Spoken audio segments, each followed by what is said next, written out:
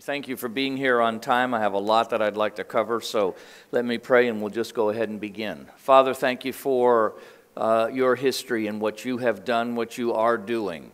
And I ask that you would grant us eyes to see and ears to hear and a heart that says yes, grasps it, Lord. We would grasp it with our hearts. Open our understanding, Lord. Open our understanding. We want to say yes to your purposes, your intentions, your assignments. We want to say yes to them in Jesus' name. Amen. So tonight is, again, this is the fourth, the prophetic history and calling on NCF.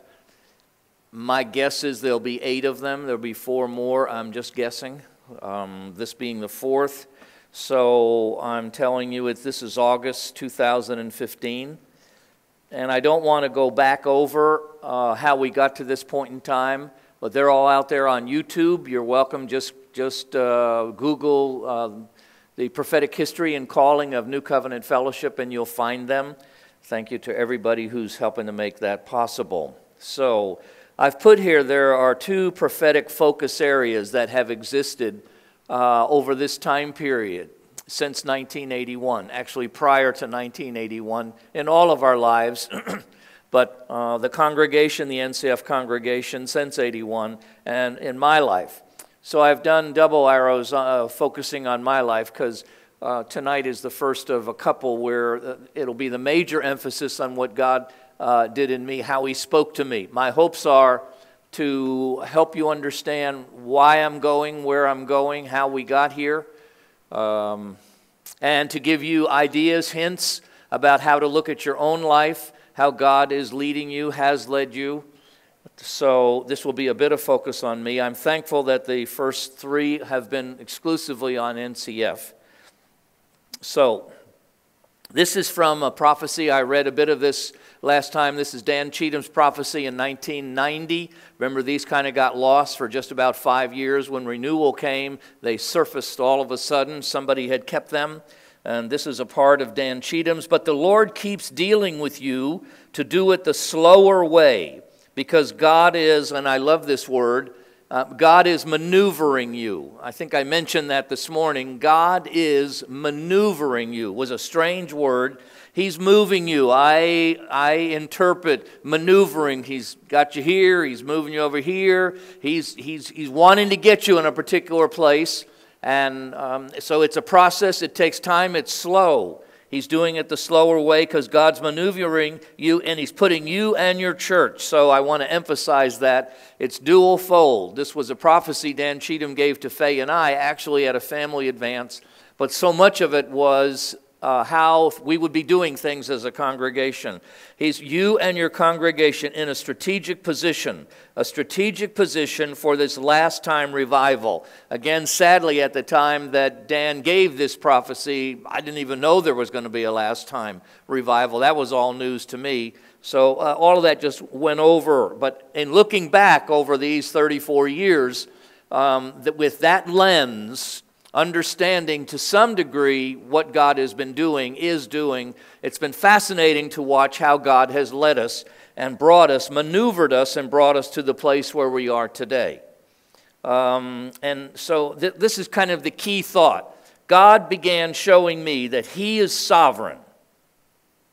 Now, my background was very varied. My parents, when I was born, they were going to an Alliance church. And then for most of my elementary school years and up through 7th grade, went to a Grace Orthodox Presbyterian church. Those were in New Jersey, and then they moved to Florida, and we went to a Southern Baptist church for a while, an Alliance church initially, and then a Southern Baptist church, and eventually an Independent Baptist church before I went to college. And again, Faye and I, in our dating years, our last 2 years of college, we attended a variety of churches. And I'm very thankful for that background. But this was sort of new for me. Just wasn't part of my church experience. We were very evangelical, though I believe we're evangelical. That means you believe the Bible. We believe the Bible. God began showing me that He is sovereign. And I'm using the term in stunning and unmistakable ways. They were just, to me, unmistakable. And each time it would happen, some of them, I just couldn't speak. It was like I couldn't speak for several days. I was so taken with the intricacy of God, His involvement in so many details, that it was just overwhelming to me. And on the inside of me, it was my understanding and recognition of the bigness of God grew. God didn't get bigger, but my recognition of it, understanding, appreciation of it, it just kept getting larger and larger and larger. The bigness of God. And He did it largely through stories and experiences. So tonight are some of those experiences and some of those stories. And I'm going to pass over this very quickly. In 1971, Faye and I, received the baptism of the Holy Spirit. It was not part of our background, and Faye had come to a place, we'd been married several years, 67, we got married. We weren't able to have children, and she wanted to be a wife and a mother, and that was very discouraging to her. Her younger sister, about 5 years younger, got married after 3 or 4 years of our being married, and seemingly she got pregnant on her wedding night, and God gave to us a dog about the same time, a little dog. And I remember Faye would say, He gave my sister a baby and gave me a dog. And she just nosedived.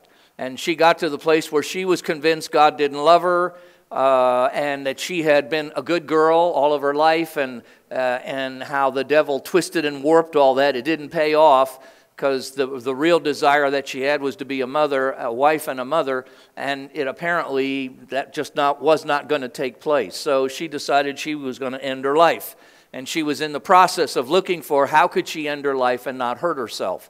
And it's an interesting journey. And then we encountered the first charismatic Baptist church in Knoxville, Tennessee. And the mother-in-law of the pastor of that church lived on the hill where we live. We live on a place called Tolson Lane in Knoxville. And Delilah Wright, the mother of this man's wife, lived 100 yards from our house.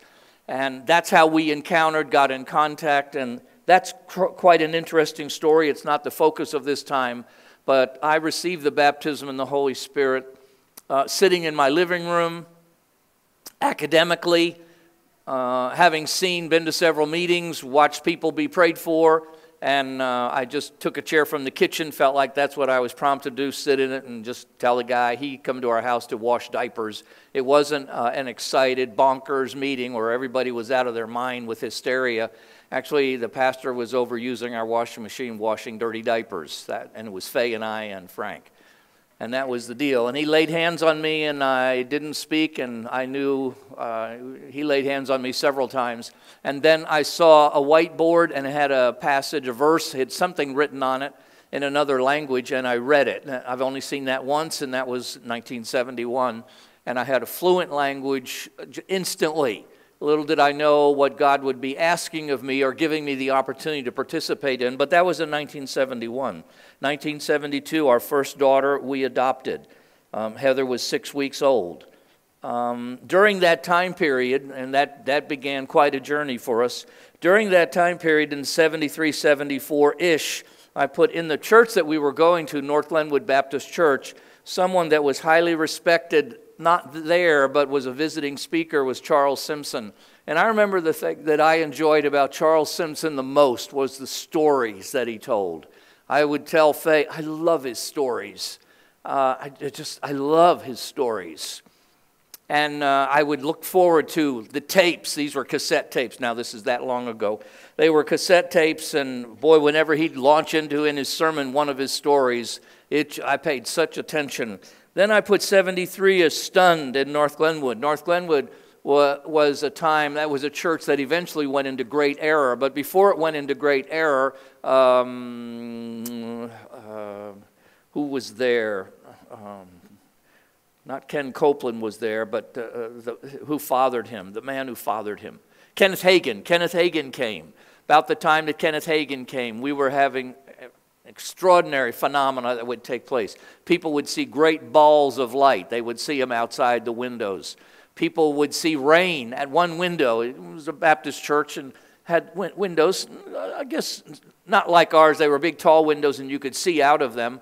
And people would see rain pouring at one window, and they'd go outside, and it'd be dry, but they would see it pouring from the inside.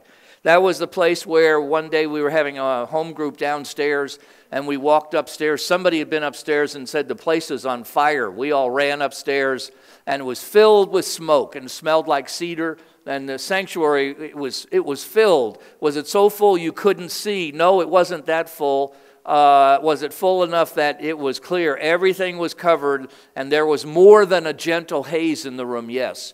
And where I was spiritually, I said, we got to call the fire department before the building burns down. So we did. We called the fire department. They came. They examined the building. They said, this is the strangest thing we've ever seen, but no, we don't think there's a fire here.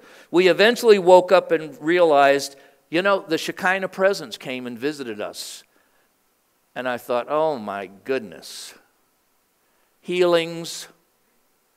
It was a phenomenal place as long as it stayed true. Straight and true. 1974, Heather was 2 years old.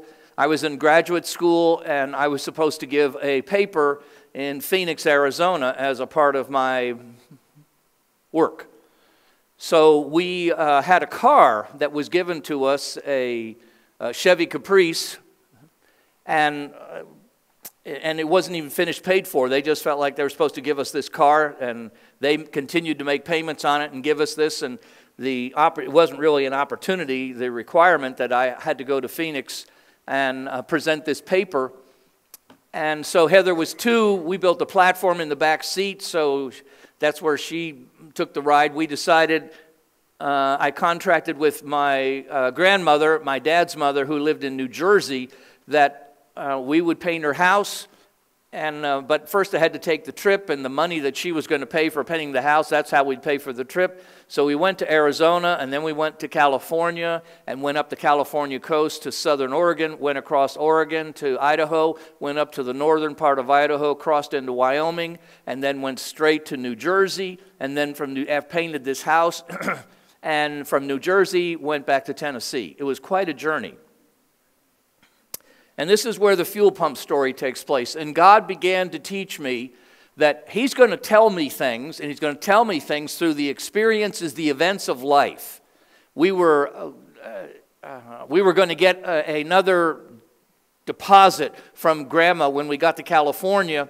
So we had enough money to come from Knoxville to California, but it took longer and gas was more expensive, and we were in Las Vegas and we had 85 cents. And I said to Faye, you know, if I can use this 85 cents in the slot machines, I'll bet you I can get enough money for us to go to California. Faye said no. I'm glad Faye said no. So I said, I don't know how we're going to make it. And she said, we don't have to gamble in order to make it. So we did. We made it. But on the way in the desert between Las Vegas and Los Angeles, I suddenly was swept with this realization that God wanted to say something to me. And I became very perplexed. And I started telling Faye, God wants to say something to me. What does He want to say? I don't have any idea. And I don't know what I'm supposed to do. Well, I think maybe I'm supposed to stop the car and get out in the desert and just walk out a ways and sit on a rock. Maybe that's what I need to do. But we don't have money to rent a motel and just sit here. I don't know what to do. We looked up in the sky, and there was a cloud formation that looked like a huge angel. And I don't know what to do. I was just swept with this. I want to tell you something. Didn't have any idea what to do. Just, okay, we'll go to California. I don't know what to do. So we went to California, went to Los Angeles, had a great visit. We decided as we went north, we would go up to the place where those big redwood trees, huge redwood trees, Sequoia National Forest. That's outside of Los Angeles. It's quite a steep drive, magnificent trees. As we were going up this drive, we'd had this car for several years, the car started faltering, like there's an engine problem. And I thought, oh no, what's that? We did get the next deposit from my grandmother. We had a little bit of money, but we didn't have money for car repair. And so we barely made it to the top of Sequoia National Park. Enjoyed the trees, and it was downhill to not San Diego, but San Francisco area. It was mostly downhill. It was beautiful countryside. The car we coasted almost the whole distance from Sequoia National Forest down to the outskirts of San Francisco, or at least the first area that we were able to come to. The car just was not working properly at all. And I remember we came to a stop underneath a nice shade tree, and there were some shade tree mechanics, real guys sitting around in old pickup trucks. And I said, I got trouble. I don't know what the problem is. And it was a big Chevy Caprice. And he said, well, let me take a look. So he opens up and he figured, I think you got trouble with your fuel pump. In those days, the fuel pump was an interesting little thing. The engine had a rod, about a 6-inch rod, maybe about a 1/2 inch thick. That's thick. That's 6-inch. That's a stout rod. And the engine would push that rod against a lever under a spring of a fuel pump. And with each revolution of the engine, it'd push the spring and the fuel pump would pump gas to the carburetor. It was a very rudimentary one. Now we have electric fuel pumps in our gas tanks. But this was prior to that. I think the problem is the fuel pump is bad. And I just didn't have any experience. I wasn't raised with, my dad wasn't a mechanic. I didn't know what to do. He said, well, I'll help you out. And he saw Faye and Heather, our 2-year-old, and so he took the fuel pump out, and the rod was stuck in the engine. And he said, I think that rod's bent. I wanted to ask the question, how did that rod get bent? What bent that rod? And he said, well, what you have to have is a pair of real long needle-nose pliers. He happened to have a pair of real long needle-nose pliers. And he grabbed hold of that thing, and I'm sure Fred, the angel, was on the inside of my engine pushing on it, and that rod, about 6 inches, came out. So we went to an auto parts store, and the guy rolled it on the table, and sure enough, it had a bent. It was bent. Well, among things, God was saying the rods in my life, the strengthening rods, were bent, and they needed to be straightened. I didn't know that, had no idea. That's part of the interpretation of what was taking place. I bought a new rod and got a new fuel pump. The guy looked on the outside of the car and saw what the size engine was. And he bought a fuel pump and put it on, and I thought, this is a great story, it's wonderful. So we took off north, went up the Redwood Highway, went into Oregon, went to Crater Lake, blue, that magnificent blue. And we started off we started across now. We were now heading east across the southern part of Oregon. And we got close to Idaho, and we start feeling it again. The fuel pump. The fuel pump's going bad. That's impossible. It's a brand new fuel pump. It was the same thing. Oh my goodness. What are we going to do? We limp into Pocatello, Idaho, and from Pocatello, Idaho, the main highway would head north to the northern part of Idaho and then cross over into, it would just touch up against Montana and Wyoming. And we got outside of Pocatello, and we got a few miles out in the desert, and it just gave away. I said, Faye, that's a brand new fuel pump. Somebody came by in a truck, and I said, and it was night. I said, well, I don't have the money for a wrecker. He said, if you leave that car here, everything will be gone in the morning. There won't be anything here. Well, there's nothing I can do. I don't know what to do. Loaded Faye and Heather into a car and take us into town. I don't know what I said back then. I didn't say, woo-wee, are we having fun? I did not say that. So we spend the night, we come back the next morning, we get a ride out to where the car is, everything's there, not a problem. I bought a new fuel pump, put that fuel pump on, thought, we're done. We're getting out of here, we're going home, home meaning New Jersey. So our path was we wanted to see Yellowstone National Park, so we went to the northern part of Idaho, and that right there at that intersection where it touches Montana and Wyoming, and we're on the line, and the fuel pump goes out again.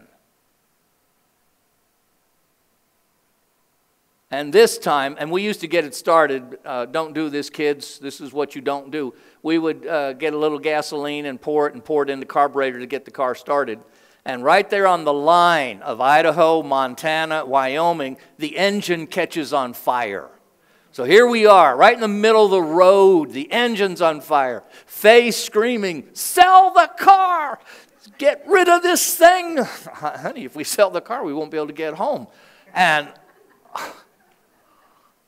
oh my goodness. And 2 carloads of people drive up. And I thought, oh, this is wonderful. And they jump out of their cars and they push us off the road and they start witnessing. And they were witnessing. They were sharing their tracts and everything. Well, you know, who are you? Well, they were Jehovah's Witnesses. And they had been to a Jehovah's Witness camp. And just like maybe you get all excited if you go to your camp, they were all excited. And they were trying to make converts everywhere. And I'm thinking, I was so narrow-minded then, try not to get offended. Jehovah's Witnesses. I don't even know if I should let them touch my car. We were just in a different realm, and I was real bigoted and all those things. I was. And they started looking at the engine, and they started looking at the car, and they said, "We figured out your problem." You figured out my problem. Yes, actually, I didn't buy the car. It was given to me, and the guy who bought the car, on the outside, it said it had a 300 whatever liter engine or horsepower or so, and it actually was a 320 or 340. It was a bigger engine than when the outside of the car said. So we were buying fuel pumps that actually were too small, and as soon as that spring wore out, which could happen very quickly, in the wrong size, they wouldn't work anymore. He said, "Your problem is you've been buying the wrong size fuel pumps."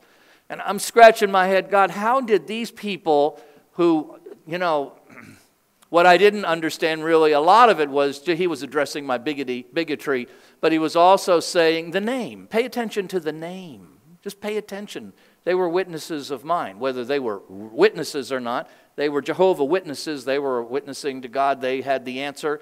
So I went back down to a city nearby. They took me down there, and I bought an electric fuel pump. I'm going to end this problem. Put that electric fuel pump in, and that ran that car till the day that we sold her. The fuel pump story. And we got to New Jersey. I painted part of the house. School was beckoning. Went back home. And I realized, God, you were trying to speak to me. So through the events that happened, you were trying to say something to me.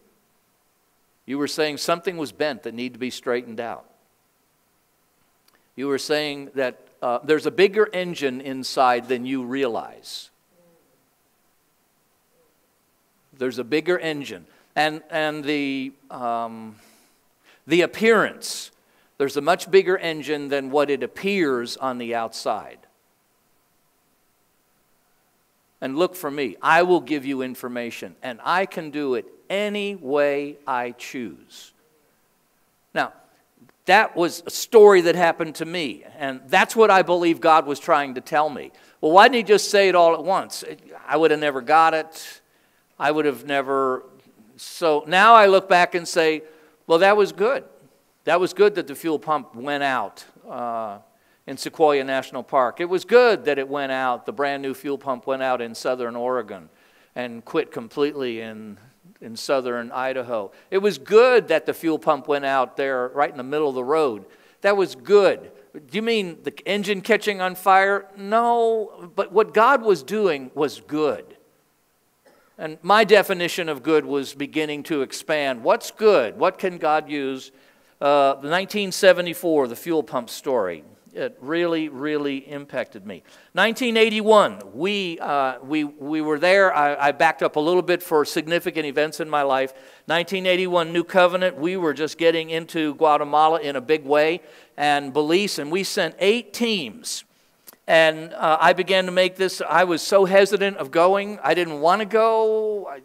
I just didn't want to do it. And they were going to take some teams to Belize and some teams to Guatemala. And I told this last week a little bit about that Belize trip. And 5 teams went to Belize, 3 teams went to Guatemala. And when we got back home and told our stories, I developed this phrase: I went to Belize, but God went to Guatemala. And I realized, oh my, just Russ, go where God wants you to go. Because I came up with my own reasons, and I had I felt if I go to the mission field, I've got to become like Oral Roberts and Pat Robertson and Kenneth Copeland and Kenneth Hagin. I got to become all these people that I'm not. Now, that was all wrong. If God sent me, then He wanted the gifts that He gave to me. That's what He wanted there. He wanted what He could release through me. If He sends you someplace, then what you have is what He wants to release. I just was so mixed up in so many ways, in so many dimensions. And I at that time decided, okay, God, I want to go where you go. I've done this. And that was one of the most miserable weeks of my entire life, when I went to Southern Belize and God went to Guatemala. They had wonderful times. So we went village by village, again and again, to Guatemala. What we didn't understand is God really had a target country in mind for us, Russia, and He was preparing us to go village to village, city to city, methodically go after it. Are you willing to do this? Are you willing to do this in a place that's maybe uncomfortable and not so celebrated as Russia, that just opens up? And so we had no idea of any of those things, but God was discipling us. He was training us. Oh, we had so many experiences, wonderful experiences, sad experiences, moving experiences, as we did village after village after village in Guatemala. I told a lot of those stories last week. In 1994, I told this story last week, was the sound of the train. Feeling like I had to come up with a new missions program, and I had to replace this individual that was a key individual. And through Henry Blackaby's experiencing God, I came to realize I'd gotten real twisted in my theology and the significance of man, me and the place I had to play, rather than just keep your eyes on what God's doing. And when you hear His train come by, means something, it's real clear. He'll let you know. And the way He does it with me is through stories. Stunning, overwhelming stories is how He clues me in general, that's how he draws up and blows the horn. Listening for the sound of the train. So, Toronto, 1995, the story behind the story. There are such significant events that took place. The story behind the story.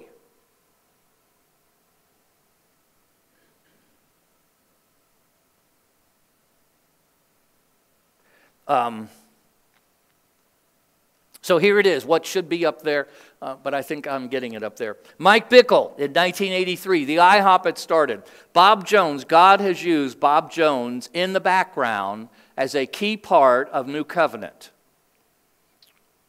All the way through. From the day we began till 2014, and the time of the fragrance and presence, the whole year of that. God used Bob Jones. It's fascinating. Mike Bickle in 1983, he had a sovereign experience with God, and IHOP, as an IHOP wasn't going, it was just in its earliest stages, and he heard the audible voice of God that said to him, Daniel 9, Joel chapter 2, do a 21-day fast, there'll be 500 people attend. He didn't know where he was going to get 500 people and a 21-day fast. And what in the world does Daniel 9 and Joel 2 have to do with anything? And so he said, I've got to have confirmation. He'd had enough experience with this very unusual farmer prophet named Bob Jones. He had a couple of stunning experiences that he felt like, okay, God, this has got to be confirmed. So he called two buddies, two friends, and he explained, this is what God said to me.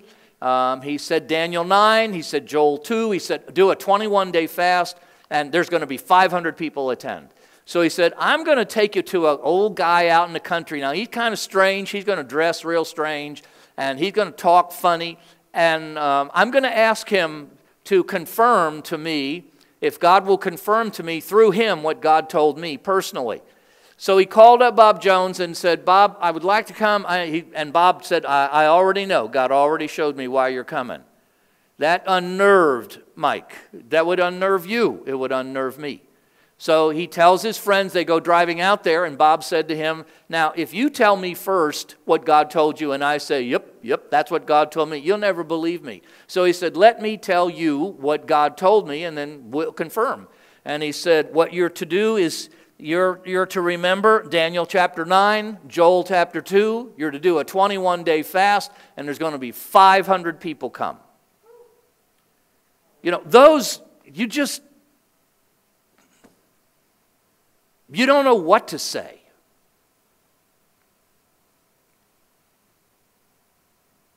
I'd never heard stories like that.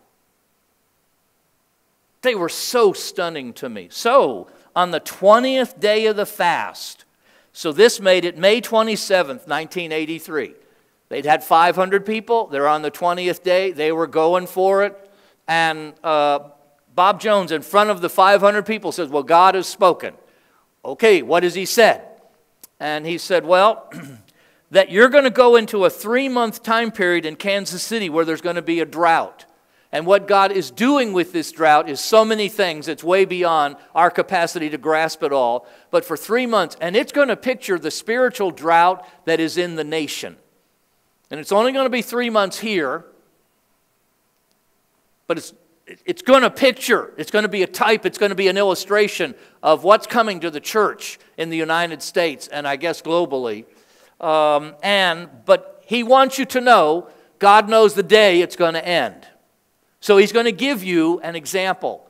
So he said the day, he said August 23rd, there's a day break, and God's going to break into the drought in Kansas City, and he's going to do it on August the 23rd, and it's going to rain. The drought won't be over, but it's going to rain on that day. So now this is taking place on May 27th. So you're 2 months ahead of time, just about 2 months. In 2 months, it's not going to rain until 2 months from now, and it is going to rain on that day, and then the drought's going to continue to its end. It's because God wants you to know he knows the day. There is a day, and he knows the day. I have been so swept with those stories and my own personal stories, they'll be later on, not tonight, of God knows the day. So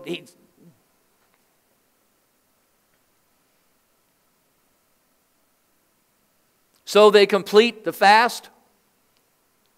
Turns into a drought in Kansas City, terrible drought. August 23rd rolls around. In the middle of the day for about a half hour, it pours. Then the drought continues until it finished, the 3 months that it was finished. So, April 1984, almost a year later. So now they're sort of 1 year, approximately 1 year after the fast. And the drought is on for the body of Christ. And Mike's getting a little edgy.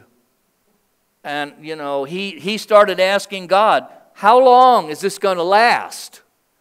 I know it was 3 months in Kansas City. I was kind of hoping, I don't know, that it would only be 3 months for the body of Christ drought. But this has been a year. And he felt like the Lord said to him, call Bob Jones. So he called Bob Jones.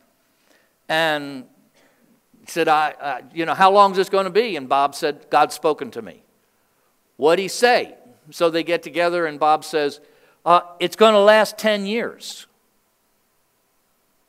The spiritual drought is going to last 10 years. It's not going to end until 1994. And Bob said, God showed me Joseph's prison. And he showed me the baker and the butcher.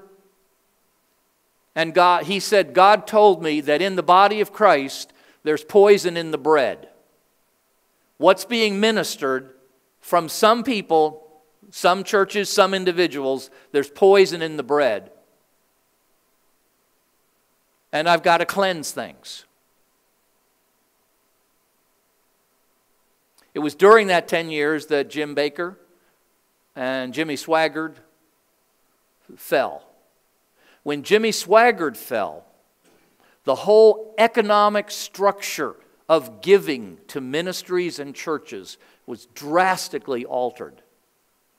I remember hearing John Maxwell said, what a tough time it was in the body of Christ after Jimmy Swaggart fell, because people lost trust in everything and they stopped giving.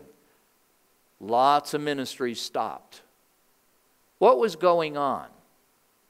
What God had told Bob Jones at the beginning of this intense spiritual drought is there was poison in the bread, and there were ministries that were producing pride. They were pride-based, and they were producing pride, and he was going to end them.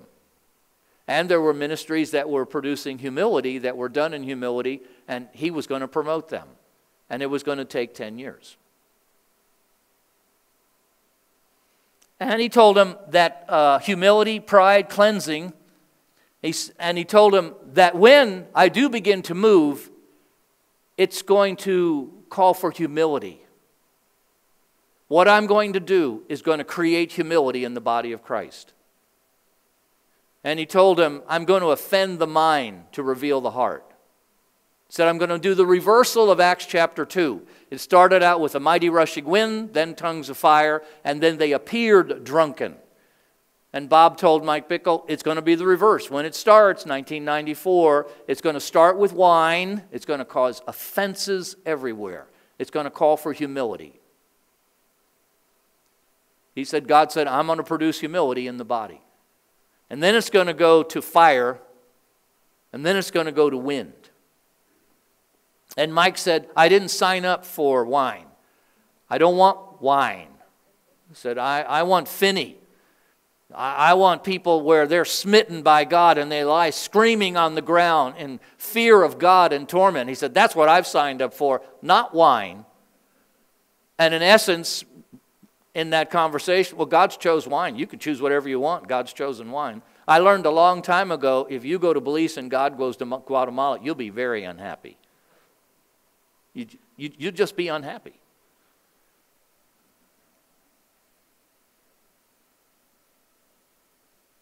The wine, the fire, the word, the story behind the story. It did last 10 years.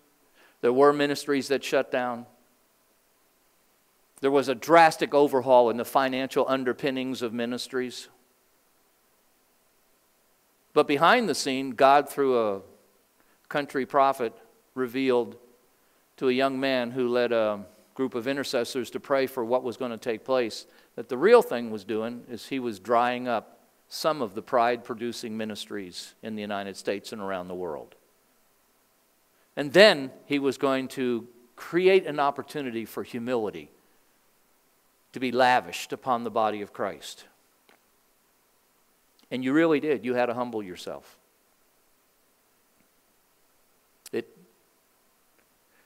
When renewal came, it was... So what was he doing in me? So here we go. The river drowns the wolves. It didn't take too long to figure out. On the first day that renewal struck, we were in that other building, and I said the congregation divided into about thirds. When Frances Porter came to me at the end of just telling the stories of Toronto, what I saw in Toronto in March of 1995, she said, some of us want to receive. I said, you call them down. About a third of the people in the room came down. About a third of the people went to the back of the room and stood against the wall wide-eyed. About a third of the people left the building. One of the saddest stories of my ministry life, we had a young man in here, unnamed, who God put a passion, a burden to pray for revival. And he would come to the building early in the morning, week after week after week. He'd spend hours and hours, week after week, month after month, year after year, praying for revival. God, bring revival. Oh, I had such respect for him. We had such respect for him. He was calling us to prayer. We need to pray for revival. I think they lasted 2 days of renewal, he and his wife. It shocked me.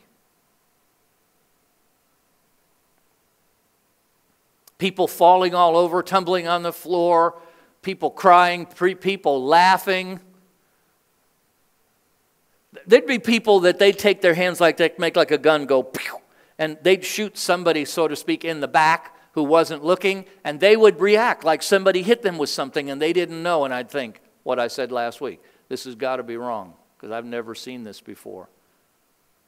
Well, was there some fakery? There was a lot of fakery. There was the haves and the have-nots. And there were people who faked manifestations because they wanted to look like it. We had problems. Oh, we had problems. About that time, I developed my own personal thing of pastors say, I really want revival to come to my church. I'd say, oh, no, you don't. You don't really. You don't. You think it's going to be all clean and a nice package just like what you want. That is not what happens. It was wonderful. Oh, did we have problems. Oh. So the river drowns. The first night of renewal, first night, I have this dream. It's the only one that I can remember. It had music. It had color. I still remember it. I can tell you. It's just phenomenal. There were two bears, a big bear and a little bear. They were walking through the woods. The big bear actually looked like somebody in a costume. And they split. One went one way, one went the other. The next scene, music, drama. Like I was watching a movie. And a pack of wolves, I knew there were 100 of them, 100 ferocious wolves. And they went sniffing and yelping and just a marauding band. And they took off in the direction of the little bear. And I thought in the dream, oh my goodness. The next scene was there was a house, an old house, had a Scottish man in it. It had a pen outside. It had sheep and goats. Sheep and pigs in this pen. And it was an old rickety house. And across the street from this house was this big, beautiful, new looking, but they couldn't use that house. And I was sure those wolves they're going to overrun this. There were guard dogs outside chained. And those dogs, when dog knows sensing something, a storm is coming or danger is coming, they'll kind of crouch down and they'll tail their tail underneath them and crouch in fear. In the dream, all the dogs outside that I could see, they were crouched. They knew something was coming. And I thought, oh my goodness. The Scottish man, to me in the dream, he handed me a dog. Now this dog was squashed, completely flat. It was dried out. It was like a piece of cardboard, but it was a dog. And he handed it to me this way because it was flat. It had been flattened, dead. And I didn't know, why are you doing this? He handed me this dog. I was sure the wolves were going to just demolish everything. The next scene, I was in the Grand Canyon. Looked like the Grand Canyon. And I was flying in a glider, and I could hear the wind going by and just floating in the Grand Canyon. And I looked down, and they were at the riverbank. They were kind of wolf dogs. The 100 wolf dogs had been drowned in the river. They were all drowned. And so it was another one of the phrases, we went to Belize, God went to Guatemala. Another phrase was, the river will drown the wolves. And I realized, because God prophesied, we then began to discover that prophecy. The rest of the thing I've called you to do is it's going to be through the river, His Spirit. The river drowns the wolves. That was the first night of renewal. What a blessing that was. Prophetic experience, the rods. In early those days, we prayed for each other for 2 and 3 and 4 hours a night. Carla Dunlap, Luke and Carla Dunlap were here. One of the earliest nights, she was praying for me. She put her hands on my feet, and I felt 2 steel rods going up my legs, starting on the outside of my feet, just coming in. And I said, they're rods. Carla, there's rods. They're going up my legs. I can feel them. You're pushing rods into my legs. I know what God was doing. He was strengthening me. Now, I'd like, if it had been my back, I'd say backbone. He was certainly strengthening me. Oh, I'll never forget that experience, the rods up my legs. Prophetic experience, this will be strange to some of you. One of the manifestations we would call crunching or birthing. That means you're laying on the floor on your back and you'll be jolted. And when you're jolted, it's like you rise up. A little bit similar to what people when they first saw, that's what it looks like when a woman's birthing. Oh, that's great. So we'd have 30, 40, 50 people on the floor, many of them doing what I would call crunches. This was church, all on lines. At least it was orderly. They were all on lines. We lined everybody up.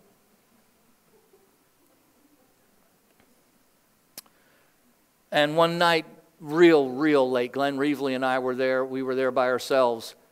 And he started praying for me, and then I started going through those crunches. And he counted them and said, I did 92 of them. And he said, Russ, what you did is you did a number of them, and then you stopped. Then you started again, and then you stopped. And then you started again, and then you finished, and there were 92 of them. And he said, he didn't tell me this till a number of years later. He said, what came to me is you're going to have 2 very close call experiences where it's going to appear you're going to die, but you're not. And at a minimum, you're going to live till you're 92. Now, that's the interpretation God gave to him at that time, but he held on to that one. When I fell on my head and recovered from what several doctors told me I should be dead because I injured my brainstem, Glenn told me that story, and I realized twice, we'll get to the 2003 open heart surgery. I realized twice I'm sovereignly alive. I should be dead twice. One, God told me 30 years in advance. I should be dead, but I'm sovereignly alive. The 92 crunches, the beanbag. That night after Glenn left, I had an experience, very few people are aware of this, where the renewal music, we would come into synchrony, so to speak, with the renewal music, and we would play it blaring. You think this sound system's loud. It was blaring. And I remember I was there 45 minutes an hour by myself. We had a big one of those big bean bags, and I was laying and rolling, and the music was loud, and I was becoming one with the words and the intent. I wasn't wrestling with God. I was coming into synchrony with Him. It was harmony. It wasn't a wrestling match like Jacob's wrestling match. It was becoming one. I don't think I've ever told that experience. What we said was more and come and fire. Those were our main prayers. It was the flea on the elephant. I mentioned that this morning. That's the vocabulary we use then. We're just like a flea on an elephant. The elephant's doing all the work. We have the privilege of being on the ride. The flea on the elephant. That was it. That was our great prayers. Come, more, fire. That was it. That's what we prayed. Night after night, person after person. All kinds of things took place. That was our vocabulary.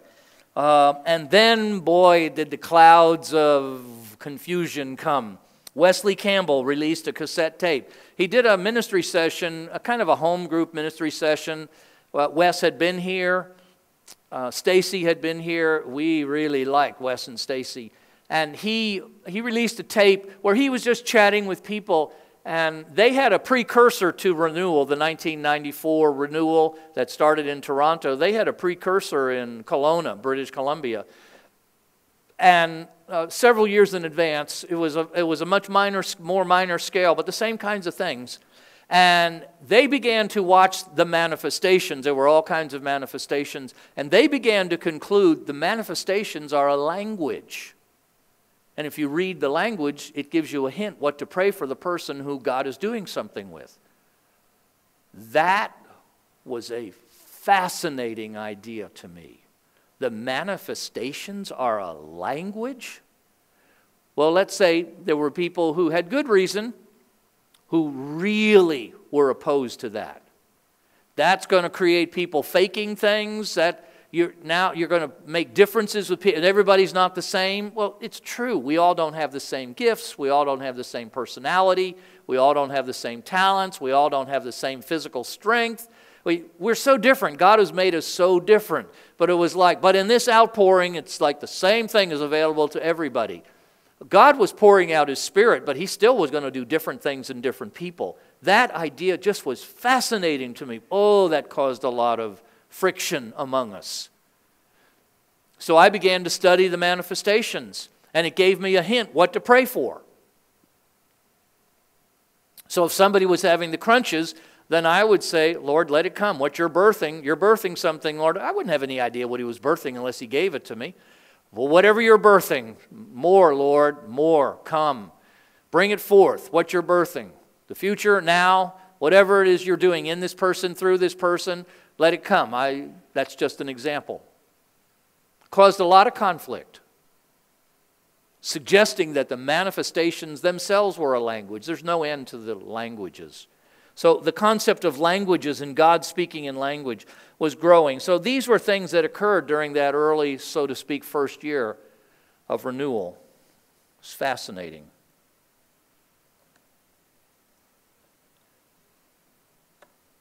Faye and I went I went by myself in March of 1995. Their Catch the Fire conference was in the summer, late in the summer, and Faye and I and Timothy and Cody, they were just little tykes. Faye drove the car, visit relatives, and then she came over to Toronto. I flew, and one of the nights that I was there, I had a very vivid dream, not with music and sound effects and all the things and feelings and Never had a dream like the first night of renewal. And I dreamed of a wood stove. It looked like a Fisher wood stove. It's a box. It's just not a rectangle. It's a box with a small box on the back. And that's the type. There are a lot of wood stoves that are that way, but the Fisher wood stove looks like that. It didn't have the name Fisher on it. It just looked what I knew Fisher wood stoves looked like. And I had a wood stove that was very similar in appearance for years. It wasn't a Fisher. It was a great wood stove. And the door was open, and inside the wood stove was a hammer. Big, heavy, almost looked like a sledgehammer type hammer. There was no fire in the firebox. It was just the door was open. Here was this hammer in there. Oh, that was strange. I interpreted that there's a time coming when God's going to build a fire in there, and that hammer is going to break the rock, whatever the rock is.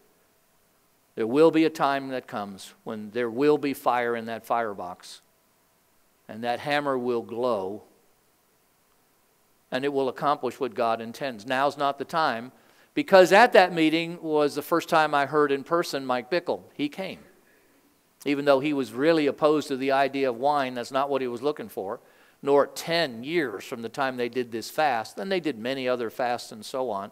He decided if this is what God's doing, it was like we went to Belize, God went to Guatemala. We're going to go to Guatemala. At least that's where I'm going to go from now on. So he came and he gave a message. His message was the forerunner spirit. I'd never heard such a message. Faye and I, because of Timothy and Cody, Little Tykes at that point in time, we were kind of on the back row. It's a big auditorium. They bought a big building. We were sitting in the back. Faye remembers it was kind of the last row. And at the end of Mike's message, as I'm sitting there, I'm thinking, I have a measure of that. I have a measure of the forerunner spirit. I never knew that. By that description, if he's right, I have a measure of it. I was stunned. He gave an invitation. Faye remembers, she and Timothy and Cody on the back row, I went down there to be prayed for. That was during the first year, 2 trips to Toronto I made. That's when it first came to me. You have a measure of the forerunner spirit. Russia. The story behind the story. So again, there's a story behind the story. Again, it's Bob Jones. In the whole outpouring, the Toronto outpouring, the story behind the story was Bob Jones. Again, at our very beginning, November the 1st, 1981, there's a story behind that. Bob Jones. The induction notices. First, when 20-cent stamp were required. That kind of lineup, you draw those lines. It's like, okay, God, we're not just a local church, just going through our lifespan, just having some interesting experiences. There's purpose. There is purpose. There's intentionality. And stories. There are amazing stories. And I'd hear another story and I'd think, I didn't know people had stories like that. Now enough years have gone by, looking back on it, but we were a part of that story and didn't even know it. We were impacted by that story. So, 1988.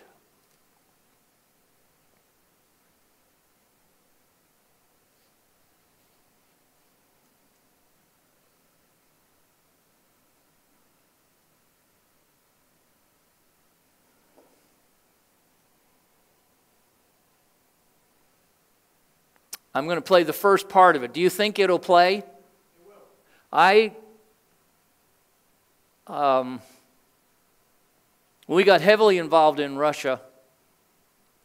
And in our first Russia trip, where it was just 2 of us, John, Cope, and myself, I'll get to that in a moment, I heard this story. I didn't know it existed. Usually that's the way it is along the way. hear these stories, and, well, yep, I see God's hand. I heard this story, and as the years went by, I was so, we did the Russia video, the prophetic calling on Russia, and I just felt like that the $1 million offering, that story has got to be told. So it came into my heart. By then, I'd met a lot of these characters, individuals, people, Randy Clark, Mike Bickle, Noel Alexander, Bob Weiner, Terry Law. I'd met all these men. And they were all involved in the $1 million offering. Bob Jones. So I said, I think I want to put together a video of the $1 million offering, because this was Bob. It started in Bob's house, videoing all his Russia experiences. And he said God told him, this is the beginning of the things that I want to do in Russia. Was $1 million offering. It's the beginning of what he wanted to do in Russia.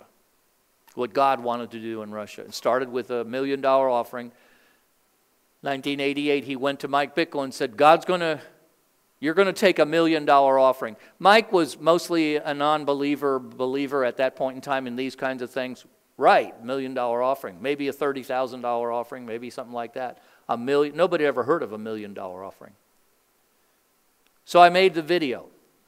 Went and interviewed all these people, videoed them, actually put it together, but never had a desire to complete it, finish it, render it, make it available. And this week, it just seemed so strong to me. Put the video together. It was 95% together. Now, the camera was going on the fritz. We didn't have good lighting. We didn't know how to do interviews. So this is not polished. And I'm only going to show about the first 10 minutes of it. On Monday or Tuesday, we're going to put it up on the web. When you see the end of it, you'll understand why. So I'm going to show you about the first 10 minutes of the $1 million offering. You're the first to see it. It's the story behind the Russia story. Why did we go to Russia? Because of what you're about to see, just the first 10 minutes of. Please, can you play it?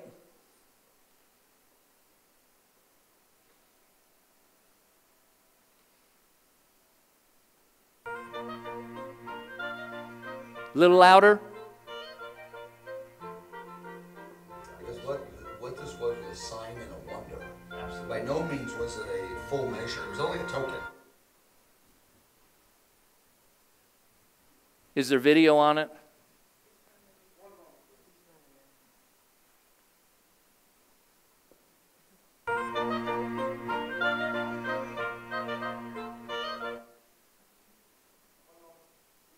We're patient.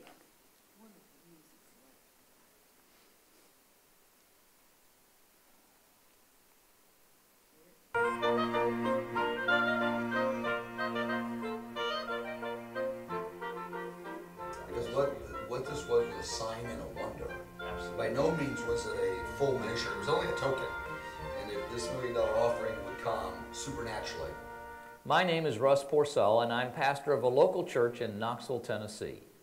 You heard Mike Bickle refer to this startling set of events as a sign and a wonder, a token of what was yet to come.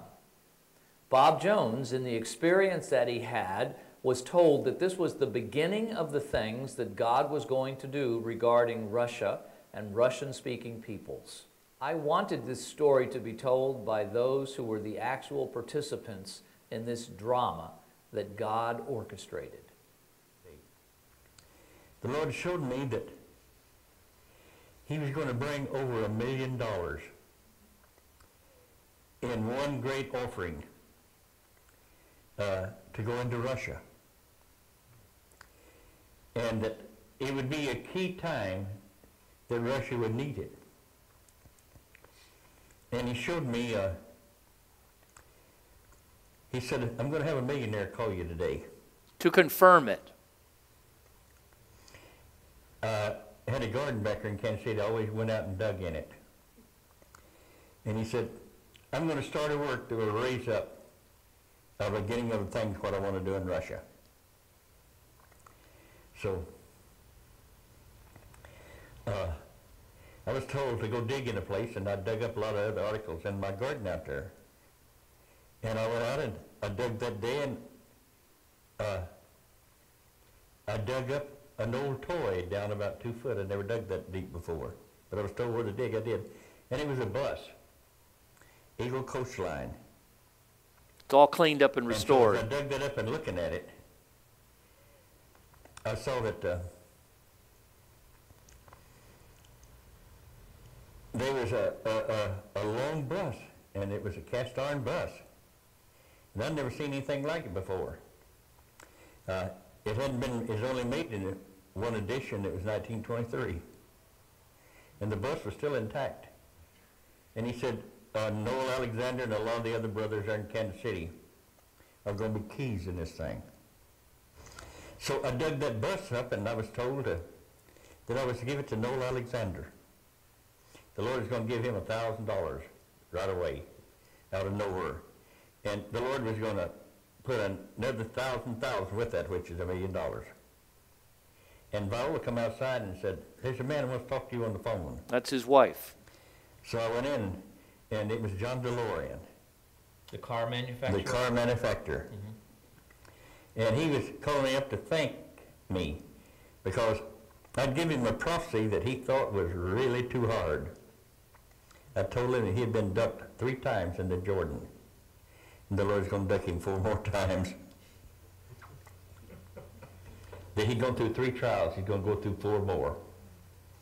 And he didn't like that. But 3 months later, when the 4th trial started, they came to him and told him, he said, that man warned you. And he said, oh, he did. I've only got 3 to go. When John DeLorean went through the last trial, he called me and he said, Bob, I want to thank you for giving me that prophecy. If you hadn't have given it to me, I wouldn't have made it. Wow. And the Lord is saying, I am going to begin to finance a really powerful work in Russia. And back in the late 80s, early one morning, Bob Jones called me, and he just said, I've had a profound experience with the Lord this morning. In the morning when he called me, he said, I saw the bus again today, and there were 7 leaders in the bus, and they were all seated on the right-hand side of the bus, and the driver was obviously on the left-hand side. And the driver's door opens up, and he said, Jesus got out as the driver. And then he said, Bob, I'm going to give you a prophetic understanding right now. And he walked up to me. I was in the bus, and then I'd got out. I was one of the passengers in the bus. And Jesus walked up to me, and he gave me $1,000. And he looked at Bob, and he said to him, I'm giving Noel $1,000. And he said, it's a down payment on $1 million, and it will result in millions of souls. So he said, it's money first, and then it's souls after that. And while he's looking at the bus, the Lord said to him, give the bus to Noel. That's me. So that's why he called me up. And he called me up and then told me the dream of what happened. And he said, I've got the bus here. The Lord said, give you the bus. So he said, I think that you should come over and come and have a look at this. So anyway, probably about 5-6 days later, we had a leadership meeting in a room about this size. So Bob Jones came into a staff meeting. We had maybe 50 of our leaders together and had this strange, wild, outlandish story. And he had tremendous enthusiasm. He was obviously gripped, because Bob has many prophetic experiences, but normally he tells them in a calm, kind of matter-of-fact way. But he was gripped. He was, oh my, type excited. And it struck me that he was so gripped by this, because even when he has a really intense experience, he's still very matter-of-fact. He's sober about it. It's weighty, but he's not necessarily enthusiastic. He's more reserved, telling it, kind of looking up, but here he was overwhelmed. And he said, the Lord visited me today, and the Lord is going to visit Noel Alexander today, or real soon. We don't know about today, because I'm going to visit him immediately. And so Noel's in the room. There's about 50 of us. And I said, well, what, Bob? He said, the Lord is about to deal and speak concerning Russia. Russia, we were all totally surprised. I go, what? He goes, this is really important to the Lord, and the Lord wants us to have a role in it because our primary role in the future is in intercession. Although we want to sow money, we want to, send teams, preach and heal and everything. Everybody wants to do all the main works of the kingdom. But he said our main role would be intercession, and that's why we were being brought into this drama so that the intercessors, not just in Kansas City, but even abroad, would be stirred by this series of events that would be a prophetic sign. It was meant to be miraculous activity, supernatural activity, to be interpreted as a sign and a promise of more to come. It was meant for that. But he was out working his garden, and his clothes were all dirty when he came in, and he said, the Lord gave me a marvelous sign, and he's going to give Noel Alexander a sign, and he's going to involve us in this great drama that God has planned to visit Russia with a great harvest. And so he said the Lord had $1,000, and he turned around and he gave it to Noel and said, Noel, here's $1,000. It's a gift. It's a sign. It's a prophetic sign to you and to this team that I'm going to give you $1,000, which of course is $1 million.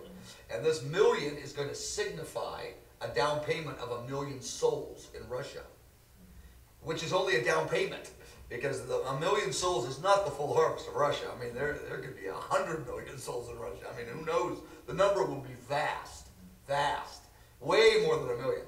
But he said this is a token. $1 million, $1,000 will lead to 1 million souls. And this is only a down payment. A vast amount of supernatural miracles in money and supernatural miracles in salvations. They're going to go hand in hand to bring in the great harvest of Russia. He's in front of the leadership and he begins explaining this. And then when he got to the place where he said that, and Jesus walks up to Noel and he hands him $1,000 as a down payment on $1 million, and then millions of souls as a result of this. And so right at that point, my wife is sitting next to me, and she says, do you realize that we got a $1,000 check yesterday in the mail, paid to the order of Noel R. Alexander from the United States government, exactly $1,000. So I said, let me have the check. She took it out of her purse and I looked at it, and it was a check written to me as a refund from the government, but it was exactly $1,000. And it had come exactly the day before Bob is now retelling the vision. And so, but that it would be exactly $1,000 paid to the order, not 1,001 or 5 or 10, exactly $1,000. So I put up my hand like that, right in the midst of it, and Bob looked over and I said, Bob, just to say this, just to let all the leadership know here now, I received $1,000 in the mail yesterday from the United States government. And everybody said, whoa, that's incredible. So anyway, I stood up and I took the check and I said, you know what, this is holy unto the Lord. Now, back in 1988, I needed $1,000, like any poor man on the street needed it. But I said, you know what, I can't touch this money. And I said, I want to do a prophetic act right here. And so I took the check and I turned it over and I signed it on the back and I said, I want to just let everybody know in the room that I'm going to take this, I'm going to put it in the tithe box, and that's it. And then we'll find out. I said, I'm sowing it. I said, the Lord's giving me $1,000, I'm giving it back to him. And so anyway, I just said, wait a while, and I walked out and I would put it in the tithe box outside in the sanctuary, then came back into the meeting room, and the meeting went on. So it's a great story. John DeLorean calls, Bob has the bus, but remember, Noel's getting the $1,000. That's and Bob's excitement. Those are the 2 points that excite me, not the John DeLorean and the bus. So I'm going, okay. So we register it. We talked about it a few times. Bob says, you're going to give, Bob Jones, $1 million to Russia. I go, how? He goes, it doesn't matter how. It's supernatural. The whole thing will be supernatural. It's a sign. It's a token. It's to awaken faith. It's to release more. He goes, that's going to happen many times over. All around the world, money will be sent to Russia. He goes, this is just a token. Because if God can do it here, he can do it there. If God can raise up 1 million new converts in Russia, it means he can raise up a million, he can raise up 10 or 100 million if he can do one. It's all a sign. Because Russia at that time, clearly before Berlin Wall had fallen. Clearly before that. There's not a question about that. It did quiet down. It became a story we would refer to every few months at our staff meetings. Hey, you know, we're going to get $1 million to give to Russia one of these days. You never know. But it's not a really important event. It's only 50 of us know about it. The church is 3,000. We don't tell them. It's just kind of, it's not secret. It just doesn't seem worthy to tell. We don't know how important this is. The seed was sown, and now a time of waiting took place for the crop, the actual $1 million offering, to take place. It was almost 2 years later, and God moved upon Bob Weiner to call a meeting down in Texas. And in that meeting, Mike Bickle and Terry Law were brought together. And I called a meeting when the Berlin Wall came down. I called about 35 leaders together. Mike Bickle was in that meeting, Terry Law, and I called that meeting together, and I talked to Mike, and I said, Mike, God spoke to me that you're going to raise $1 million for Bibles for Russia. And I think it was the first month of 1990, when Mike showed up at that meeting, I said, Mike, God is going to use you to release $1 million for Bibles into Russia. Mike told me, he said, well, I was thinking of raising about $8,000 or $9,000 worth of Bible for, you know, he said, I was thinking about $8,000 or $9,000. I think something like that. Maybe it was 6,000. It was less than 10,000. I said, no, Mike, God is going to use you to raise over $1 million, and I believe Terry Law has something to do with this. So Bob says, Mike, you and Terry Law need to really connect. Terry's there. I like Terry. I meet him. I instantly like him. I mean, he's got a living faith. He's got deep humility. I said, he's a man of God for sure. I've heard of Terry Law for years, but I go, I like this man. I said, why don't you come and share about Russia? Man, I was stirred. So we can... So he spoke about Russia. Oh, that's all Terry spoke about was Russia to everybody.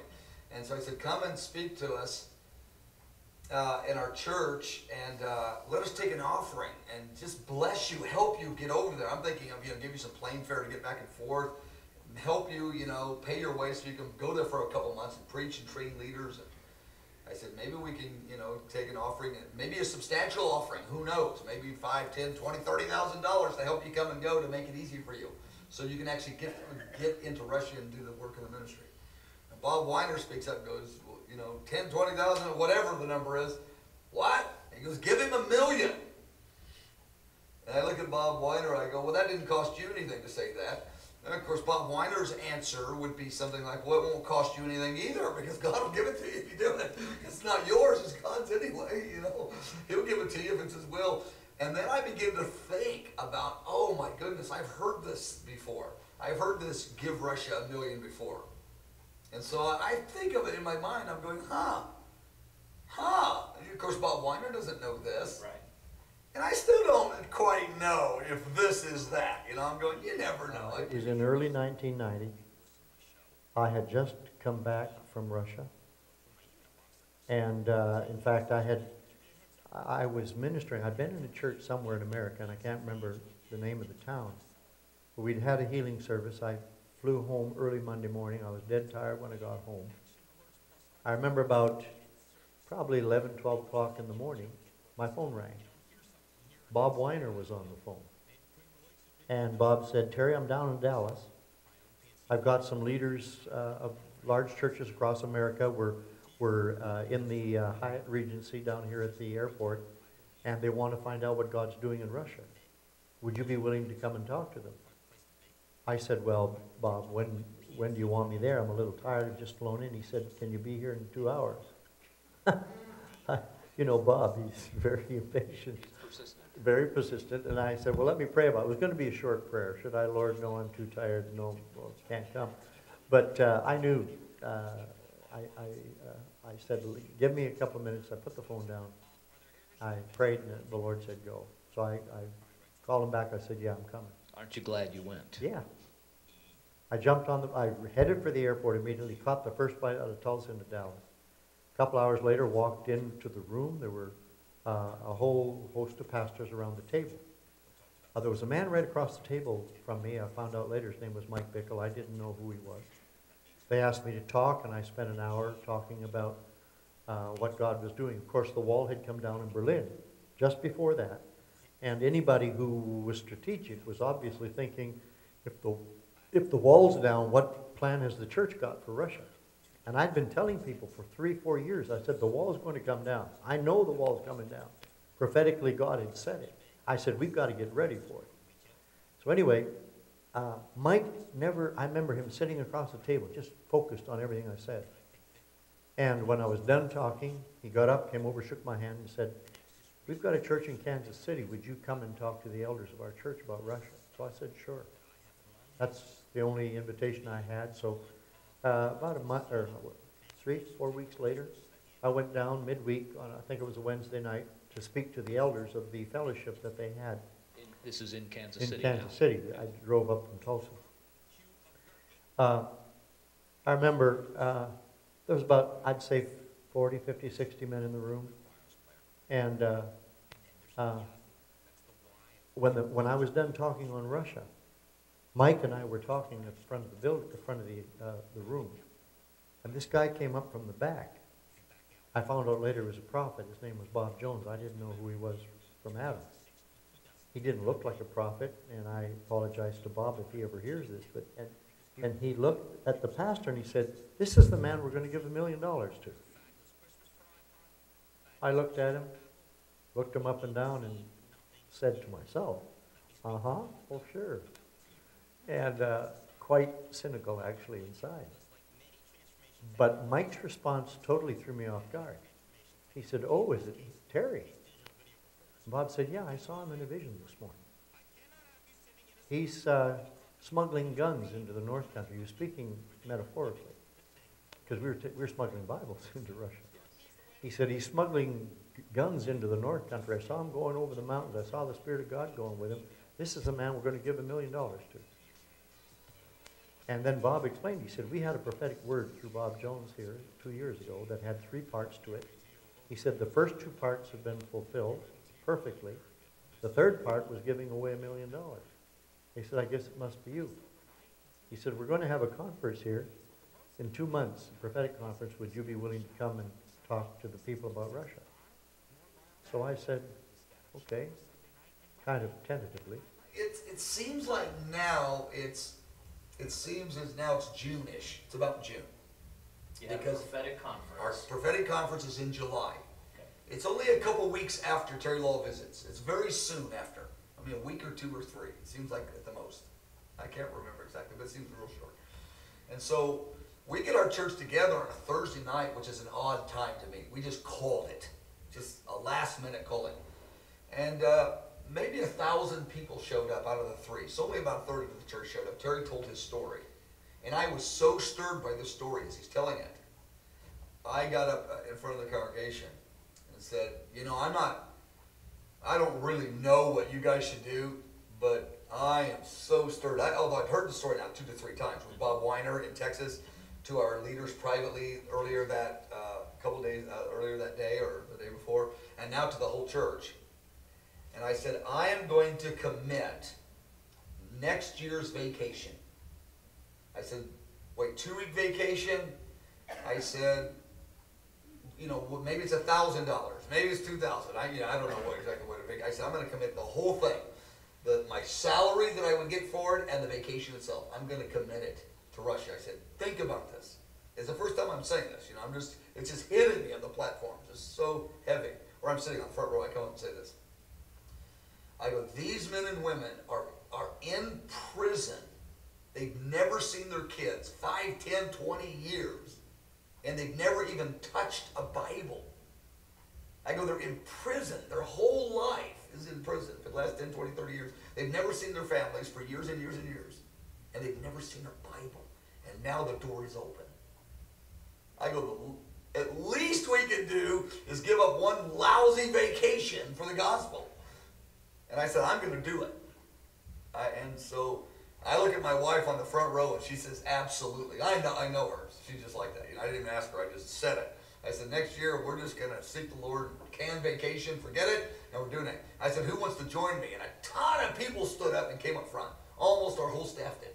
I mean, 50 people, and then 100, 1 or 200 others. Who knows? $200,000. Boom, right there. I went, whoa. Was given to Russia for Right then, Terry that Law. night, to Terry Law. Terry Law, because I was expecting 5 or 10 or 15 or 20 to give Terry to help him on his way. So now it's 200,000. I am blown away. A third of our church is there, not the whole church. I've never seen a $200,000 offering before. Unbelievable. So we got it.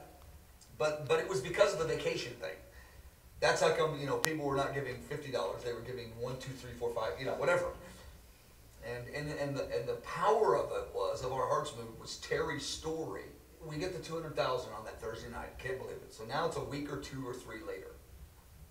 I asked Terry Law to come to, we have a conference. We have 8,000 people at it. And Terry Law's coming. We forgot all the speakers, so we had to cancel a session and give Terry a main session. Because, it's a 3-day conference, and we got all the guys all signed up already, and they're coming in for one session from all around. I believe Rick Joyner, Jack Deere, John Wimber, Paul Kane. We had all these sessions, and everybody got one, and so we canceled somebody on a Thursday morning and say, Terry, can you come in and just tell the story?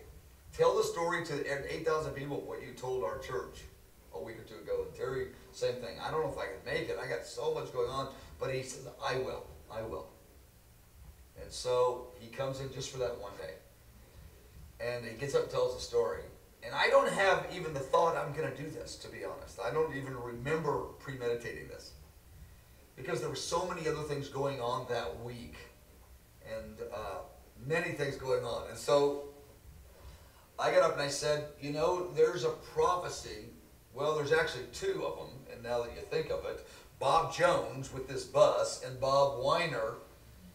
But Bob Weiner always sees great, big things. I mean, he always sees $1 million. He don't see anything in thousands. Everything's in millions. And I said, and they said $1 million. And I said, our church gave 200,000 a week or 2 ago. And then this is what I do spontaneous. I said, you know what? Why don't we do here what we did there? I said, 50 of us, of our leadership, almost our whole staff, and 100 or 200 people in our church have agreed to give their 2 weeks vacation. And I had them all stand. A lot of them were in the meeting. I go, oh, you guys come forward. So they stood up. And I said, who will join them? I just told that same story. I go, join us. I mean, these guys are in prison. They haven't seen their families 10, 20, 30 years. They don't even have a Bible. They've never read the Gospel of John once. I go, and the door's opening. And these people were moved in the congregation. And, I don't know the number, but let's just say 1,000 or 2,000 people stood up. I mean, a vast number. You can't count. You don't have any way of knowing. And I said, bring the money forward. I said, I don't know how much is going to come. Of course, Bob Weiner's on the stage. He goes, $1 million is coming, you unbeliever. What do you mean you don't know? Well, Weiner's looking around. What is this? What do you need? Which is true. And so they're bringing money forward. And then Weiner comes up and whispers in my ear. He says, tell them to write pledges if they don't have it right now. I went, yeah, I can bring a pledge. So about 1 million, let's say 1,100,000, 1,080,000. It was 1 million plus, not quite 1.1, came in cash and pledges. There were maybe 10 or 12 tables. It was a big auditorium, 8,000 people, so a big auditorium. 10 or 12 tables around the front. We had in the armed guards, the police, because some of the ushers thought that, hey, this is going to happen. We're going to get $1 million. We better have some security here. I thought that was great insight. I never thought about that. I didn't put any of it together. They have all the tables, and the tables are this full of cash. And just a bunch of tables, I don't know. So the money comes in, maybe 600,000, 700,000, 800,000 in actual cash, 200,000 to 300,000 in pledges. So it comes to 1 million plus a little extra in pledges. And I said within 30 days you have to get it to us. That's the pledge, not like in a year. And by the end of the 30 days, 1.2 million came in. Normally you get $1 million of cash in pledge, and you end up only getting about 800,000 of it. Right. We didn't get the $1 million that was pledged. We got 1.2 million. Total. We got 200,000 more that was pledged from that day. Then we added the 200,000 from our church the week or two earlier. Yes. And that's how the $1.4 million total is. That's how we get that number. We call it the offering. It was technically 2 offerings. But it was really technically 2 offerings and then 30 days of people sending in the mail. Right. But that day it really was $1 million plus 10, 20, 30, 40, 50,000 more, whatever. So it was exactly what the angel told Bob. I was amazed. I was truly amazed because the number was really $1 million. I went, wow! And so we gave it to Terry. And I had heard about some of the things that was going on in his life. And I'm not even sure why I went there, but I was there. And this one morning they took up this offering. I heard Terry Law speak, and when they took up the offering, I was overwhelmed by they raised $1 million. And I was crying, and I had a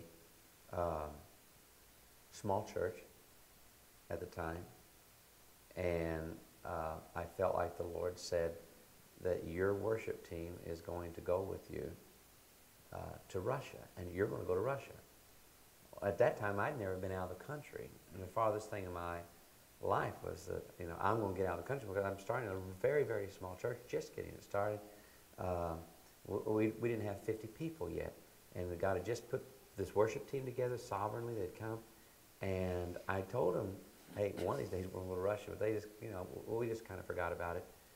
And so but I remembered very clear, I've never heard the audible voice of God, but I know when the internal voice is so loud, it seems like an audible internal voice. And it says, you're going to go to Russia, and you'll take your worship team with you. Oh, and this third thing, and they'll not sing in English. The point of the $1 million offering was this was a down payment of many more to come. Not just with us. I mean, I expect some more with us, but worldwide. This is, he's the Lord of the harvest of the nations. He wants to show forth his power for human beings in the earth. And when I think of India, Russia, China, vast harvest fields in India and China and Russia, well, the whole world. Those are giant harvest fields. So I've never seen another $1 million offering, but that to me is, I'm sad about that. Meaning I'm not rejoicing over the $1 million and say, isn't that great, we had the one great thing. No, that's not. This is many more to come. And I want to challenge the believers in Europe and the United Kingdom and South Africa, all through Africa, Asia, South America. Let's give money and intercessors, and let's send people to Russia, and let's serve the purpose of God in Israel. Now let's see the two together. It was fascinating to me to hear that Bob Jones was told that this offering was going to be the beginning of the things that God wanted to do in Russia. It should be noted that Randy Clark actually attended that $1 million offering. And it was at that time period in which his heart was turned toward Russia, and God told him he would go. It's further noteworthy to me that when Randy went to Toronto and the Toronto outpouring, the Father's blessing began, the very first person that Randy laid his hands on was Dan Slade, the precious first of the first fruits of that outpouring. It wasn't long before God sent Dan Slade to Ukraine, where he was a missionary for at least 12 years. God invested the very precious first of the first fruits of this outpouring into helping to prepare the Russian army of God for God's end-time purposes, evangelizing purposes for Russian-speaking people. I believe it is time for the next phase of this set of events to take place, the further preparation of the Russian-speaking people for their end-time calling and reaching 1 billion people for Christ. Would you not be a part? Would you join us as we are seeking to influence Russian-speaking people in Russia and the nations of the former Soviet Union in accepting and stepping into God's end-time calling for them?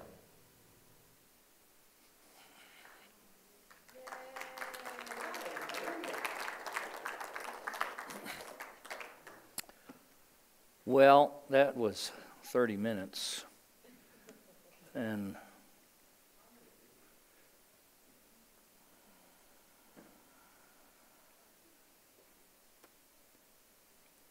thank you, sound booth. So what I have is February 1996. Randy Clark was in Knoxville.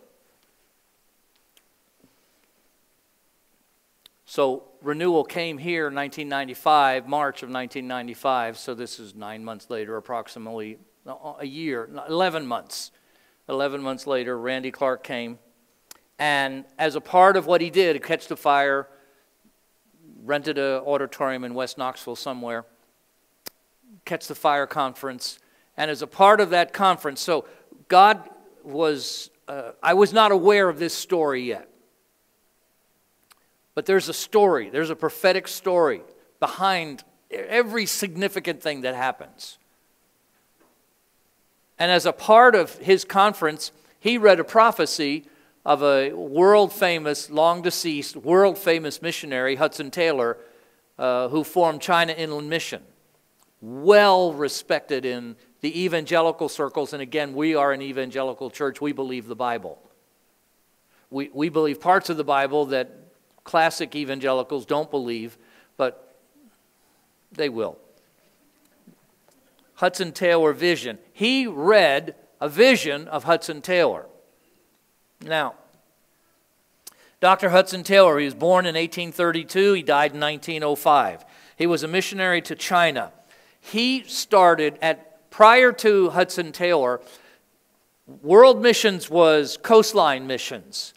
They would go to the coastal areas and only coastal cities. They would not penetrate deep into the countries. I'm sure there was an individual or two, but it just didn't exist. Hudson Taylor felt God called him to China. He felt God called him to a faith work. If you ever get a hold of Hudson Taylor's biography, autobiography, a book about him, it's well worth your reading it. And he felt like what you need to do is go inland. You go to the inland cities. And he drastically changed missions. You ought to identify with the people. You ought to dress like them. So he started dressing like those in China, wore his hair like they wear their hair, wore same kind of clothes. Oh, did he receive all kinds of flack. But what Hudson Taylor accomplished is just magnificent.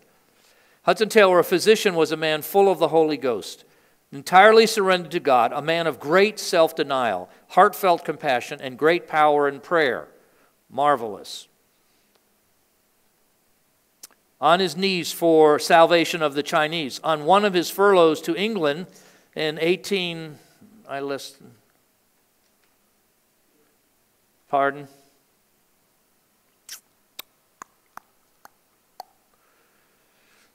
and with childlike humility, for 40 years, the sun never rose on China, but Hudson Taylor was on his knees for the salvation of the Chinese. On one of his furloughs to England in 1855, Hudson Taylor was preaching when he suddenly stopped. He stood speechless for a time with his eyes closed, and when he began to speak again, he explained. Actually, he stopped twice. And this is what he said. Now, incredibly respected missionary to China, speaking in England. He said, I've seen a vision. I've seen in this vision a great war that will encompass the whole world. I saw this war recess and then start again, actually being two wars. After this, I saw much unrest and revolts that will affect many nations. I saw in some places spiritual awakenings. In Russia, I saw there will come a general, all-encompassing, national spiritual awakening, so great there could never be another.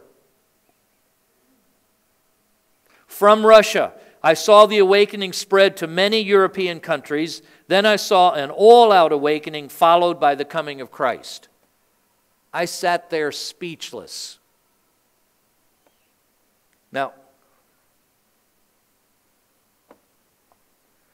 Randy explained in that meeting he'd been in Kansas City 1990. They took that offering in 1990. This was 1996. He had been in Kansas City when they took this $1 million offering. You heard a little bit of his testimony, or saw a little bit of his testimony, and explained how God just told him, you're going to go to Russia. He explained he'd never been out of the country. You're going to take your worship team. All the worship teams, after the wall went down, worship teams, place, churches, they went into Russia. They all sang in English. And you're going to take your worship team, and they're not going to sing in English. And then he read this vision of Hudson Taylor. And he said, I'm going in about 6 weeks and do a Catch the Fire conference in Moscow. And he said, I've raised money, and I'm inviting 1,000 Russian leaders and worship leaders from all over Russia, and I'm paying their fare to Moscow. I'm paying their hotel bill. I'm paying all their lodging, all their food, and return trip back home. And there's 1,000 of them. And I was sitting next to Faye on one side and John Cope on the front row. And I was thinking, I've spent a year praying for people. Hundreds and hundreds of people would come through here during that first year. 11 months, technically. And all I did was say more. I bet you I can learn more in Russian. I could do that. Said come. I'm sure Russians have a word for come. I could learn that. Fire. They've got a word for fire. I turned to John Fay. I said, I want to go. Now, it wasn't too many years before that, Jim Oxendine said to me, Pastor, you're going to go to Russia. I said, Jim, I don't want to go to Russia. I don't have any reason to go. I have no desire. I just don't want to go. When I read that, heard that story, that $1 million offering, and then Randy told me his own story. How was he going to get his worship team to sing in Russian?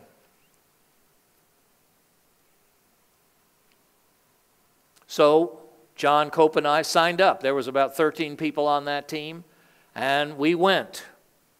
So this is Moscow 1, 1996. The story behind the story, I've told that. It's Keith and Ivona and Randy Clark. So it was Moscow 1. We went over there. We were going to teach the Russians how to worship. And there were 1,000 of them there. And it took about 15 minutes, and we realized we need to bring them to the States so they can teach us how to worship. One of the greatest experiences of my life is what Randy did with his worship team is he had them sing the first song that they sang. He had them sing the first verse in English. So you saw the reaction of all those who were gathered, because that's just the way other nations did. That's the way Americans did. In Russia, this was 96 by now. And then he said, okay, after you sing the first verse, then sing the second. And they had learned to sing phonetic Russian. They didn't learn Russian, but they learned how to sing English words with phonetic Russian. So it sounded Russian. To us, it sounded Russian. And the place went wild when they started singing in Russian.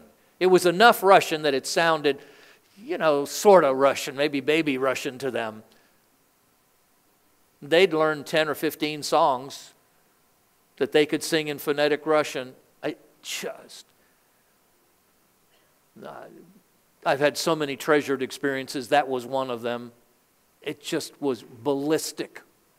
While we were there, Randy told me the story of, where did your team learn to sing in Russian? Oh my goodness, is that a story? And all the people were there. So as he told the story, I'd go and check, and Keith and Ivona were there, and his worship leader was there, and his administrator was there, and I'd just check them. I won't do the story justice. In the briefest, there was this kid born in Louisiana, Keith Majors, who wanted to be involved in missions, and he heard about Moscow. I'm leaving out everything, and he decided to go to Moscow. In Poland, there's this girl, Ivona, who's Catholic, Roman Catholic, became Catholic charismatic, part of Youth with a Mission, and her outreach was to Moscow. So she goes to Moscow. She really doesn't speak English. She and Keith meet. They're both very strong personalities. And let's say sparks flew first before fire. You know, the fire of romance, that didn't come first. Sparks came first. And then the fire of romance, and then that caused problems because they didn't want kids there on assignment. They were both in Moscow. They were both passionate. And eventually, leaving out lots, they got sent home. She got sent back to Poland. He got sent back to the United States. His parents didn't have, for their son marrying a Polish girl, that's not what they had in mind. And they decided they wanted to get married. And they waited until Keith's parents in Louisiana agreed. So they invited Ivona to come to Louisiana. She came to Louisiana, stayed there for a long time. They approved, and they got married. Then they wanted to go back to Moscow, and they applied, and the mission sending places wouldn't accept them. And they found there was one denomination that would send them, and so they agreed to sign up under it. And after they had done almost everything, they found out there's a 2-year waiting period. And they weren't 2-year waiting type people. And they heard that there was a meeting down of the leadership of, I think it was Assemblies. There was a leadership meeting in Florida, and they could go and appeal their case. So they decided they would go to Florida and appeal their case. And they heard there was a Melbourne, Florida outpouring that was taking place. And there was this man, Randy Clark, who was there. This was now multiple years after God first spoke to him in Kansas City. You're going to take a worship team. They're going to sing in English, not in English. And Randy was ministering, and Keith and Ivona were staying with a friend not far from where this revival was. This was in Melbourne. This is after Toronto had started and was well underway. And Ivona didn't want to go because she was tired of meetings. She wanted to go back to Moscow. And they were told when they were, quote unquote, kicked out of Moscow that they would never again God would never again use them in Russia. And so Keith went to, Randy's telling me this story, Keith went to the meeting, and Randy was praying for people, and Keith decided he wanted to be prayed for because Randy was saying he was going to go to Russia. And Keith was thinking, well, we want to go to Russia. There's more phenomenal pieces of the story I'm leaving out. And so Keith decided he would catch for Randy. And so it was like 1:30 in the morning after Randy prayed for everybody, the last person. And Randy came, said, okay, thank you. You've helped me all this time period. He's speaking to Keith Majors. He had no idea who he was, and said, what would you like? What do you want God to do? And Keith said, well, I want to get back to Russia. Well, you want to get back to Russia? Yeah, I want to start a church. My wife and I want to start a church in Russia. Well, what does your wife do? She teaches people how to sing in Russian. Your wife teaches people how to sing in Russian? Yeah. Can I meet her? Well, it's 1:30 in the morning. Well, Waffle House is open. So they went to a Waffle House, woke up Ivona. Ivona came, and Randy met this young couple who desperately wanted to go start a church in Moscow. They came up to, not Kansas City, St. Louis. They came up to St. Louis where Randy had his church. And she taught their worship team how to sing in phonetic Russian. And that's how they learned to sing. And they were all there. And Randy was telling that story. And my mouth was open. And I kept saying, I hear the sound of the train. I hear the sound of the train. This is the sound of the train. Meaning, God, you're doing this. Heard about the $1 million offering. Heard the Keith and Ivona story. That's such a short version. And Randy said, I brought all the leaders to Moscow. Now we want to take renewal to the cities. There's at least 20 cities that we want to take renewal to. And I'm there. This is toward the end of the time where they were actually flying on the airplane back to the States. And I said, Randy, we've done this kind of thing in the Patan in Guatemala, not knowing God had already qualified us. We had no idea. I said, we've done this kind of thing. We'll be glad to be a part. Ended up we were the only ones, so we did it. We made trip after trip after trip after trip, city after city after city, administrative district after administrative district. And it began with an offering, and you're the first to see that. stories. God, stunning stories. Sovereign interactions. Divine appointments. Prophesied in advance of things in the broad sweep that were going to take place. And